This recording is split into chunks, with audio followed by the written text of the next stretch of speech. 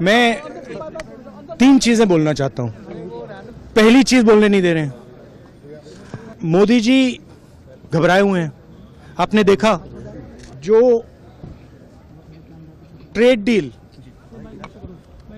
Deal 4 महीने से रुकी हुई थी 4 महीने से कुछ बदला नहीं, किसी न किसी कारण। जो मैं जानता हूं नरेंद्र मोदी जानते हैं।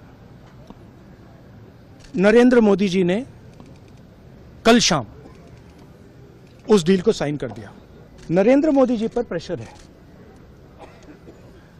भयंकर प्रेशर है, और नरेंद्र मोदी जी का जो इमेज का गुब्बारा है, जो हजारों करोड़ रुपए लेकर बनाया गया था, वो फूट सकता है। इशू ये नारावाने की स्टेटमेंट नहीं है, ये साइड शो है, और वो भी जानते हैं, मैं भी जानता हूं। मेन बात यह है कि हमारे प्रधानमंत्री को कॉम्प्रोमाइज कर दिया गया है। किसने किया है, कैसे किया है, यह हिंदुस्तान की जनता को सोचना है। मगर इतिहास में पहली बार हिस्ट्री में एलओपी को प्रेसिडेंशियल एड्रेस में नहीं बोलने दिया है। बाहर बोल दीजिए, जो अंदर नहीं कहा दिया जा रहा है। वो तो ऑटोमेटिकली होगा जी। बट ये आप समझिए, और हिंदुस्तान के जो किसान हैं, आप सब समझिए कि इस ट्रेड डील में आपकी मेहनत को, आपके खून पसीने को नरेंद्र मोदी जी ने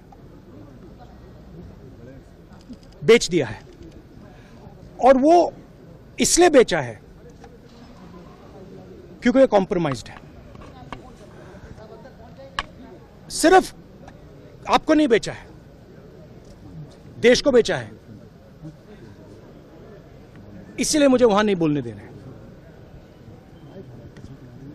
नरेंद्र मोदी जी डरे हुए हैं क्योंकि जिन लोगों ने उनकी इमेज बनाई है, वो अब उस इमेज को फोड़ने लगे हैं। एक अदानी जी पर केस है यूनाइटेड स्टेट्स में। वो अदानी जी को टारगेट नहीं कर रहा है, वो नरेंद्र मोदी के फाइनेंशियल स्ट्रक्चर को टारगेट कर रहा है। एक वो है। दूसरा है एप्स्टाइन फाइल्स। एप्स्टाइन फाइल्स में अभी और माल है, वो अभी रिलीज नहीं हुआ है। इसीलिए इस दबाव में आकर एप्स्टाइन फाइल्स में जो है, जो पूरा देश जानना चाहता है, मगर अभी अमेरिका ने रिलीज नहीं किया है।